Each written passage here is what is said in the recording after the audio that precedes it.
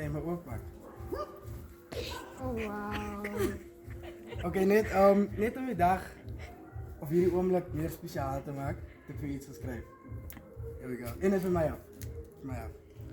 Geloof mij, als ik kon, zou ik hierdie sommer naar de eerste dag gedoen het van het ons praat. Want dit is hoe amazing jy is. Ek het hierdie gedoen, want jy verdien dit. En jy verdien nog soveel meer.